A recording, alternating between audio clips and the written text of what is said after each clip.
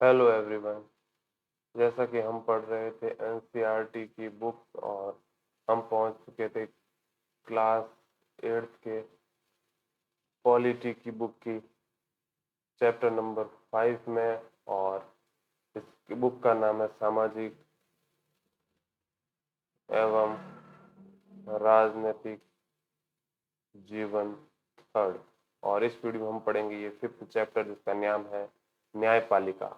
अखबार पर नजर डालते ही आपको देश भर की अदालतों द्वारा किया जा रहे कामों की झलक मिलने लगती है। लेकिन क्या आप बता सकते हैं कि इसे हमें इन अदालतों की जरूरत क्यों पड़ती है? जैसा कि आप इकाई 2 में पढ़ चुके हैं कि हमारे देश में कानून का शासन चलता है। इसका मतलब ये है कि सभी कानून सभी लोगों पर समान रूप से लागू होते हैं। और अब जब किसी कानून का उल्लंघन किया जाता है तो एक निश्चित प्रक्रिया अपनाई जाती है। कानून में के शासन को लागू करने के लिए हमारे पास एक न्याय व्यवस्था है। इस व्यवस्था बहुत सारी अदालतें हैं जहां न्याय नागरिक न्याय के लिए जा सकते हैं। सरकार का अंग होने के नाते न्यायपालिका भी भारतीय लोकतंत्र की व्यवस्था का बनाए रखने में एक अहम भूमिका निभाती है। यह एक भूमिका को केवल इसलिए निभा पाती हैं क्योंकि वह स्वतंत्र है। स्वतंत्र न्यायपालिका का क्या मतलब होता है? क्या आपने आसपास की अदालत और नई दिल्ली में स्थित सर्वोच्च न्यायालय के बीच में कोई संबंध है? इस अध्याय में आपको इन सवालों के जवाब मिलेंगे।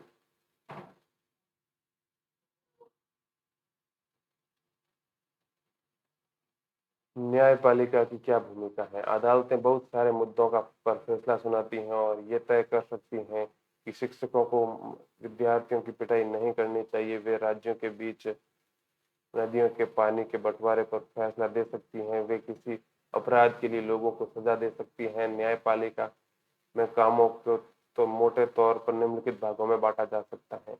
विवादों का निपटारा। न्यायिक व्यवस्था नागरिक व सरकार, दो राज्य सरकारों और केंद्र एवं राज्य सरकारों के बीच पैदा होने वाले विवादों को हल करने की क्रियाविधि मुहैया कराती है। न्यायिक समीक्षा। संविधान की व्यवस्था का अधिकार मुख्य रूप से न्यायपालिका के पास होता है। इस नाते यदि न्यायपालिका को ऐसा लगता है कि संसद द्वारा पारित किया गया कोई कानून संविधान के आधारभूत ढांचे का उल्लंघन करता है तो वह इस कानून को रद्द कर सकती है और इसे न्यायिक समीक्षा कहा जाता है। कानून की रक्षा और मौलिक अधिकारों का क्रियान्वयन। अगर देश में किसी भी नागरिक को ऐसा लगता है कि उसके मौलिक अधिकारों का उल्लंघन हुआ है तो वह सर्वोच्च न्यायालय या उच्च न्यायालय में जा सकता है। उदाहरण के लिए कक्षा 7 की किताब में आपने हाकिम शेख के बारे में पढ़ा था। जो खेतिहर थे वे चलती हुई ट्रेन से गिरकर घायल हो गए थे। जब कई अस्पतालों ने उनका इलाज करने से इनकार कर दिया तो उनकी हालत काफी खराब हो गई। इसी मामले की सुनवाई करने के बाद सर्वोच्च न्यायालय ने यह फैसला दिया था कि संविधान के अनुच्छेद 21 में प्रत्येक नागरिक को जीवन का मौलिक अधिकार है और उसमें स्वास्थ्य का अधिकार भी शामिल है। फलस्वरूप न्यायालय में पश्चिम बंगाल सरकार के को आदेश दिया कि अस्पताल की लापरवाही के कारण हाकिम शेख को जो नुकसान हुआ है उसका मुआवजा दे। सरकार को यह आदेश भी दिया गया कि प्राथमिक स्वास्थ्य व्यवस्था की रूपरेखा तैयार करे और उसमें आपात स्थितियों में रोगियों के इलाज पर विशेष ध्यान दिया जाए। ये पश्चिम बंग खेत मजदूर समिति बनाम पश्चिम बंगाल राज्य का केस था 1996। यह है भारत का सर्वोच्च न्यायालय की तस्वीर जिसमें इसकी स्थापना 26 जनवरी 1950 को की गई। इसी दिन हमारा देश गणतंत्र बना था। अपने पूर्ववर्ती फेडरल कोर्ट ऑफ इंडिया 1937 से 49 की भांति यह न्यायालय भी पहले संसद भवन में के भीतर चैम्बर ऑफ प्रिंसेस में हुआ करता था। इसे 1958 में इस इमारत में स्थानांतरित किया गया।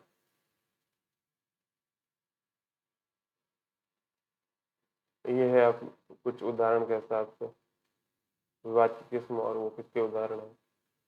स्वतंत्र न्यायपालिका क्या होती है? स्वतंत्र न्यायपालिका, कल्पना कीजिए कि एक ताकतवर नेता ने आपने आपके परिवार की जमीन पर कब्जा कर लिया है और आप एक ऐसी व्यवस्था में रहते हैं जहाँ नेता किसी न्यायाधीश को अपने पद से हटा सकते हैं या उसका तबादला कर सकते हैं। जब आप इस मामले को अदालत में ले जाते हैं तो न्यायाधीश भी नेता की हिमाकत करना दिखाई देता है। नेताओं का न्यायाधीश पर जो नियंत्रण रहता है उसकी वजह से न्यायाधीश स्वतंत्र रूप से फैसला नहीं ले पाते। स्वतंत्रता का यह अभाव न्यायाधीश को इस बात के लिए मजबूर कर देगा कि वह हमेशा नेता के पक्ष में फैसला सुनाए।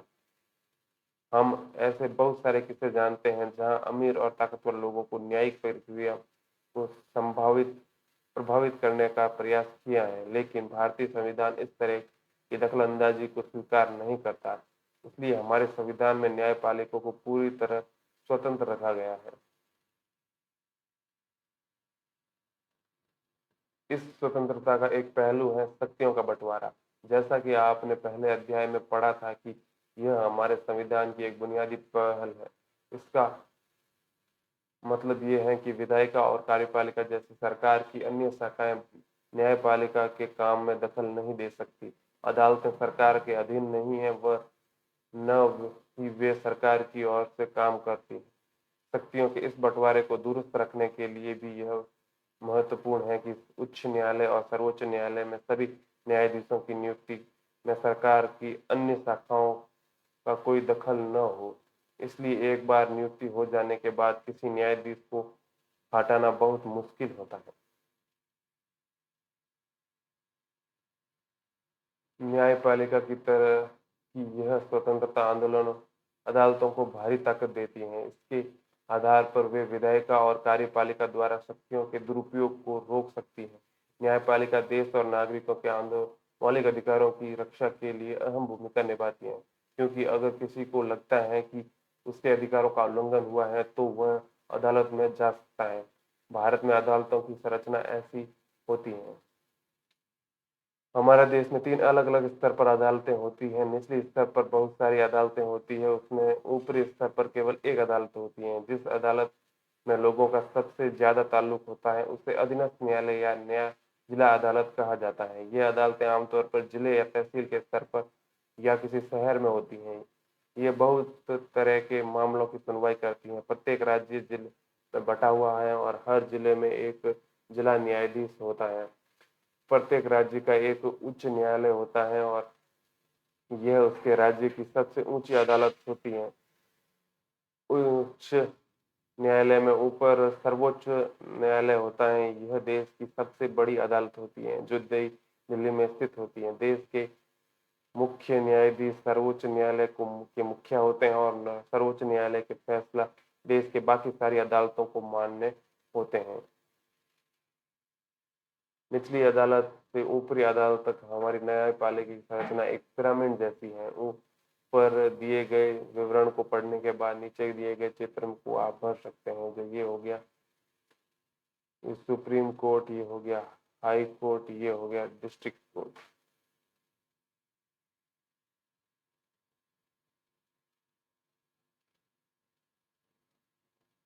उच्च न्यायालयों की स्थापना सबसे पहले 1962 में कलकत्ता, बम्बई और मद्रास में की गई थी और ये तीनों प्रेसिडेंसी शहर थे। दिल्ली उच्च न्यायालय का गठन 1966 में हुआ। आज देश भर में 26 उच्च न्यायालय हैं। बहुत सारे राज्यों में अपने उच्च न्यायालय हैं, जबकि पंजाब और हरियाणा का एक साझा उच्च न्यायालय चंडीगढ़ में है। दूसरी तरफ 4 पूर्वोत्तर राज्य असम, नागालैंड, मिजोरम और अरुणाचल प्रदेश के लिए गुवाहाटी में एक ही उच्च न्यायालय रखा गया है और 1 जनवरी 2019 से आंध्र प्रदेश, अमरावती और तेलंगाना, हैदराबाद के अलग-अलग उच्च न्यायालय हैं। ज़्यादा से ज़्यादा लोगों के नज़दीक पहुंचने के लिए एक उच्च न्यायालय ही की राज्य के अन्य हिस्सों में खंडपीठ बेंच भी है। यह है मद्रास उच्च न्यायालय। क्या विभिन्न स्तरों की ये अदालतें एक दूसरे से जुड़ी हुई हैं? जी हाँ, हम भारत में हमारे पास एकीकृत न्यायिक व्यवस्था है। इसका मतलब ये है कि ऊपरी अदालतों में के फैसले निचली सारी अदालतों को मान्य होते हैं। एक स्पष्टीकरण को समझने के लिए अपील की व्यवस्था को देखा जा सकता है। अगर किसी व्यक्ति को ऐसा लगता है कि निचली अदालत द्वारा दिया गया फैसला सही नहीं है तो वह उससे ऊपर की अदालत में अपील कर सकता है। अपील की व्यवस्था को समझने के लिए आइए एक मुकदमे पर विचार करें और यह राज्य दिल्ली प्रशासन बनाम लक्ष्मण कुमार एवं अन्य का मुकदमा है जो निचली अदालत में सर्वोच्च न्यायालय पर तक लड़ा गया है। 1980 के फरवरी महीने में लक्ष्मण कुमार ने 20 वर्षीय सुधा गोयल से विवाह किया था। वे दिल्ली के एक फ्लैट में रहते थे जहां लक्ष्मण के भाई और उसके परिवार भी रह रहे थे। 2 दिसंबर 1980 को सुधा की अस्पताल में मौत हो गई और वह जली हुई थी। सुधा के घर वालों ने अदालत में मुकदमा दायर किया। वह निचली अदालत के सामने यह मुकदमा आया तो 4 पड़ोसियों को भी गवाह के तौर पर बुलाया गया था। पड़ोसियों ने अपने बयान में कहा कि 1 दिसंबर की रात को उन्होंने सुधा की चीख सुनी थी और मामला जानने के लिए वे बलपूर्वक लक्ष्मण के घर में घुसे। वहां उन्होंने देखा कि सुधा की साड़ी में आग की लपटें उठ रही थी। उन्होंने सुधा को एक बोरे में कंबल में लपेटकर आग बुझाई और सुधा ने उन्हें बताया कि उनकी सास शकुंतला ने उनके ऊपर मिट्टी का तेल डाला था और लक्ष्मण कुमार ने आग लगाई। मुकदमे के दौरान सुधा के परिवार वालों और एक पड़ोसी ने कहा कि सुधा के ससुराल वाले उसके साथ बहुत ज्यादा मारपीट करते थे। उसकी मांग थी कि पहले बच्चे में पैदा होने वाले उनमें एक बड़ी रकम, एक स्कूटर और एक फ्रिज दिए जाए। उसके बचाव में लक्ष्मण और उसकी मां ने कहा कि सुधा दूध गर्म कर रही थी और उसकी साड़ी में आग लग गई। इस सभी बयानों और साक्ष्यों के आधार पर निचली अदालत ने लक्ष्मण, उसकी मां शकुंतला और सुधा के जेठ सुभाष चंद्र को दोषी करार दिया और तीनों को मौत की सजा सुनाई। 1983 के नवंबर महीने में तीनों आरोपियों को इस फैसले के खिलाफ उच्च न्यायालय में अपील दायर कर दी। दोनों तरफ के वकीलों के तर्क सुनने के बाद उच्च न्यायालय ने फैसला दिया कि सुधा की मौत एक दुर्घटना थी। वह मिट्टी के तेल से जलने वाले स्टोव से जली थी। अदालत ने लक्ष्मण, शकुंतला और सुभाष चंद्र तीनों को बरी कर दिया। शायद आपको कक्षा 7 की किताब में महिला आंदोलनों पर केंद्रित चित्र निबंध याद होगा। उसमें आपने पढ़ा था कि 1980 के दशक देश भर में महिला संगठन दहेज हत्याओं के खिलाफ आवाज उठा रहे थे। उन्हें इस बात का दुख था कि अदालतें इस तरह की घटनाओं को दोषियों को दंडित नहीं कर पा रही हैं। उच्च न्यायालय ने उपरोक्त फैसले में ऐसी जागरूक महिलाओं को काफी परेशान किया कर दिया। उन्होंने कई जगह धरने प्रदर्शन किए और उच्च न्यायालय के फैसले के खिलाफ सर्वोच्च न्यायालय में एक और अपील दायर कर दी। यह appeal Indian federation of women lawyers नामक संगठन की तरफ से दायर की गई थी। 1985 में सर्वोच्च न्यायालय में लक्ष्मण और उसकी मां व उसके भाई को बरी करने के फैसले के खिलाफ अपील पर सुनवाई शुरू की और वकीलों के तर्क सुनने के बाद सर्वोच्च न्यायालय ने जो फैसला दिया वह उच्च न्यायालय के फैसले से अलग था। सर्वोच्च न्यायालय ने लक्ष्मण और उसकी मां को दोषी पाया लेकिन सुभाष चंद्र को आरोपियों से बरी कर दिया क्योंकि उसके खिलाफ पर्याप्त सबूत नहीं थे। सर्वोच्च न्यायालय ने दोनों आरोपियों को उम्र कैद की सजा सुनाई। अधीनस्थ अदालतों को कई अलग अलग नामों से संबोधित किया जाता है। उन्हें ट्रायल कोर्ट या जिला न्यायालय, अतिरिक्त सत्र न्यायाधीश, प्रधान न्यायिक मजिस्ट्रेट, मेट्रोपॉलिटिक मजिस्ट्रेट, सिविल जज न्यायालय आदि नामों से बुलाया जाता है। ये है नामची दक्षिण सिक्किम में जिला अदालत। विधि व्यवस्था की विभिन्न शाखाएं कौन सी हैं? दहेज हत्या का यह मामला समाज के विरुद्ध अपराध की श्रेणी में आता है। यह आपराधिक फौजदारी कानून का उल्लंघन है। फौजदारी कानून के अलावा हमारी विधि व्यवस्था दीवानी कानून या सिविल लॉ से संबंधित मामलों को भी देखती है। फौजदारी और दीवानी कानून के बीच फर्क को समझने के लिए नीचे दी गई तालिका में देख सकते हैं। फौजदारी कानून और दीवानी कानून। फौजदारी कानून ये ऐसे का व्यवहार या क्रियाकलाप से संबंधित हैं जिनमें कानून में अपराध माना गया है। उदाहरण के लिए चोरी, दहेज के लिए औरतों को तंग करना और हत्या आदि। दूसरी तरफ इसका संबंध व्यक्ति विशेष के अधिकारों से उल्लंघन या अवहेलना से होता है। उदाहरण के लिए जमीन की बिक्री, चीजों की खरीदारी, की किराया, तलाक आदि से संबंधित विवाद। इसमें सबसे पहले आमतौर पर प्रथम सूचना रिपोर्ट प्राथमिकी एफआईआर दर्ज कराई जाती है। इसके बाद पुलिस अपराध की जांच करती है और अदालत में केस फाइल करती है। प्रभावित पक्ष की ओर से न्यायालय में एक याचिका दायर की जाती है। अगर मामला किराए से संबंधित है तो मकान मालिक व किराएदार मुकदमा दायर कर सकता है। अगर व्यक्ति दोषी पाया जाता है तो उसे जेल भेजा जा सकता है और उस पर जुर्माना भी लगाया जा सकता है। और अदालत राहत की व्यवस्था करती है। उदाहरण के लिए अगर मकान मालिक और किराएदार के बीच विवाद है तो अदालत यह आदेश दे सकती है कि किराएदार मकान को खाली करे और बकाया किराया चुकाए। फौजदारी और दीवानी कानून के बारे में आप जो समझते हैं उसके आधार पर इस तालिका को भर सकते हैं। उल्लंघन का विवरण, कानून की शाखा और अपनाई जाने वाली प्रक्रिया। क्या हर व्यक्ति अदालत की शरण में जा सकता है?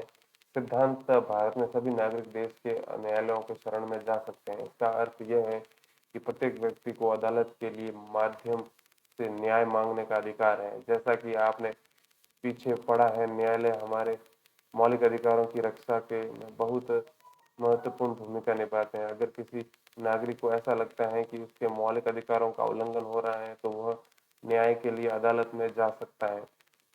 अदालत की सेवाएं सभी के लिए उपलब्ध हैं, लेकिन वास्तव में गरीबों के लिए अदालत में जाना काफी मुश्किल साबित होता है। कानूनी प्रक्रिया में न केवल काफी पैसा और कागजी कार्रवाई की जरूरत पड़ती है, बल्कि उसमें समय भी बहुत लगता है। अगर कोई गरीब आदमी पढ़ना लिखना नहीं जानता है और उसकी पूरा परिवार दिहाड़ी मजदूरी से चलता है तो अदालत में जाने से इंसाफ पाने की उम्मीद उसके लिए बहुत मुश्किल होती है। इसी बात को ध्यान में रखते हुए 1980 के दशक में सर्वोच्च न्यायालय ने जनहित याचिका पीआईएल की व्यवस्था विकसित की थी। इस तरह सर्वोच्च न्यायालय ने न्याय तक ज्यादा से ज्यादा लोगों की पहुंच स्थापित करने के लिए प्रयास किया। न्यायालय ने किसी भी व्यक्ति या संस्था को ऐसे लोगों की ओर से जनहित याचिका दायर करने का अधिकार दिया जिससे अधिकारों का उल्लंघन हो रहा है। यह याचिका उच्च न्यायालय या सर्वोच्च न्यायालय के दायर की जा सकती है। न्यायालय ने कानूनी प्रक्रिया के बेहद सरल बना दिया। अब सर्वोच्च न्यायालय या उच्च न्यायालय में नाम भेजे गए पत्र या तार टेलीग्राम को भी जनहित याचिका माना जा सकता है। शुरुआती सालों में जनहित याचिका के माध्यम से बहुत सारे मुद्दों पर लोगों को न्याय दिलाया गया था। बंधु मजदूरों को अमानवीय श्रम से मुक्ति दिलाने के लिए और बिहार में सजा काटने के बाद भी रिहा नहीं किए गए कैदियों को रिहा करवाने के लिए जनहित याचिका का इस्तेमाल किया गया था। क्या आप जानते हैं कि सरकारी और सरकारी सहायता प्राप्त स्कूलों दोपहर बच्चों को दोपहर का भोजन मिड डे मील दिया जाता है? उसकी व्यवस्था भी एक जनहित याचिका के फलस्वरूप की गई थी। दाईं ओर दिए गए चित्रों में देखें और दिए गए विवरण को पढ़ें। चित्र 1 है ये।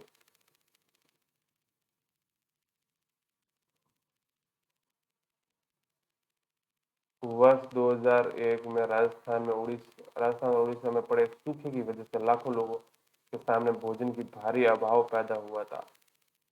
और दूसरे चित्र है ये, जिसमें है सरकारी गोदाम अनाज से भरे पड़े थे, बहुत सारा गेहूं चूहों की पेट चढ़ रहा था।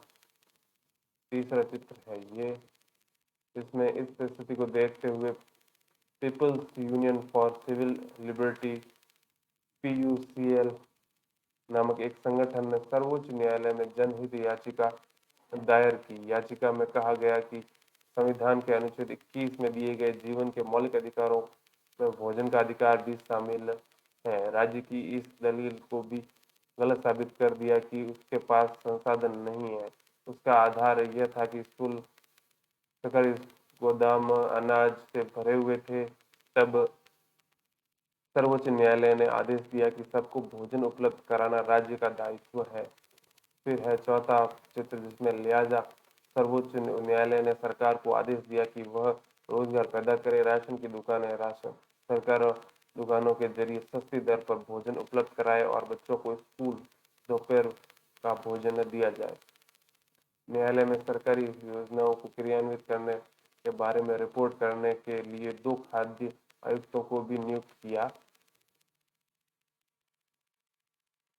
आम आदमी की अदालत तक पहुंचना ही न्याय तक पहुंचना होता है। अदालतें नागरिकों और मौलिक अधिकारों की व्याख्या में एक अहम भूमिका निभाती हैं। जैसा कि आपने उपरोक्त उदाहरण में देखा कि अदालत ने संविधान के अनुच्छेद 21 की व्याख्या करने के बाद यह कहा था कि जीवन के अधिकार में भोजन का अधिकार शामिल होता है। इसलिए आम अदालत ने राज्य को आदेश दिया कि वह दोपहर के भोजन की योजना मिड डे मील सहित सभी लोगों को भोजन मुहैया कराने के लिए आवश्यक कदम उठाए। लेकिन अदालत को कुछ फैसले ऐसे भी रहे जिनमें लोग आम आदमी के लिए नुकसानदेह मानते हैं। उदाहरण के लिए गरीबों के आवास अधिकार जैसे मुद्दों पर काम करने वाले कार्यकर्ताओं का मानना है कि बस्तियों, झुग्गी झोपड़ियों और को बेदखल करने के लिए बारे में अदालत द्वारा दिए गए हाल ही के फैसले पुराने फैसलों के विरुद्ध हैं और हाल के फैसले में झुग्गी वासियों को शहर से घुसपैठियों की तरह देखा जा रहा है। ओल्गा टेलिस नामक बंबई नगर में स्थित मुकदमे में न्यायालय ने एक महत्वपूर्ण फैसला दिया। इस फैसले में अदालत ने आजीविका के अधिकार को जीवन के अधिकार का हिस्सा बताया। नीचे दिए इस फैसले के में कुछ अंश दिए गए हैं। इन्हें पढ़ने पर पता चलता है कि न्यायाधीशों के जीवन के अधिकार को आजीविका के अधिकार से किस तरह जोड़कर देखा। अनुच्छेद 21 द्वारा दिए गए जीवन के अधिकार का दायरा बहुत व्यापक है। जीवन का मतलब केवल जैविक अस्तित्व बनाए रखने से कहीं ज्यादा होता है। इसका मतलब केवल यह नहीं कि कानून के द्वारा तय की गई प्रक्रिया और मृत्यु दंड देने और उसे लागू करने के अलावा और किसी तरीके से किसी की जान ली जा सकती है। जीवन के अधिकार का यह आयाम है कि इस अधिकार का इतना ही महत्वपूर्ण पहलू आजीविका का अधिकार भी है, क्योंकि कोई भी व्यक्ति जीने के संसाधन यानी कि आजीविका के बिना जीवित नहीं रह सकता। किसी व्यक्ति को पटरी या झुग्गी बस्ती से उजाड़ देने पर उसके आजीविका के साधन फौरन नष्ट हो जाते हैं। यह एक ऐसी बात है जिसे हर मामले में साबित करने की जरूरत नहीं है। प्रस्तुत मामले में अनुभविक साक्ष्य से यह सिद्ध होता है कि याचिकाकर्ता झुग्गियों और पटरियों पर रहते हैं और क्योंकि वे शहर में छोटे मोटे काम धंधों में लगे होते हैं और उनके पास रहने में की कोई और जगह नहीं होती, वे अपने काम की करने की जगह के आसपास किसी पटरी या झुग्गी में रहने लगते हैं। इसलिए अगर उन्हें पटरी या झुग्गी से हटा दिया जाए तो उनका रोजगार भी खत्म हो सकता है। इसका निष्कर्ष यह निकाला गया कि याचिकाकर्ता को उजाड़ने से यह अपनी आजीविका से हाथ धो बैठेंगे और इस प्रकार जीवन में से वे वंचित भी हो जाएंगे।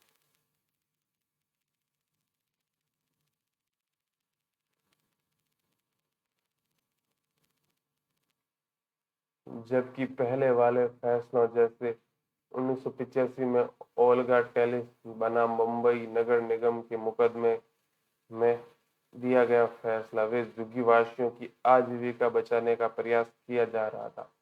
न्याय तक आम लोगों की पहुंच को प्रभावित करने वाला एक मुद्दा यह है कि मुकदमे की सुनवाई में अदालतें कई साल लगा देती हैं और इसी देरी को ध्यान में रखते हुए अक्सर यह कहा जाता है कि इंसाफ में देरी यानी कि इंसाफ का कत्ल।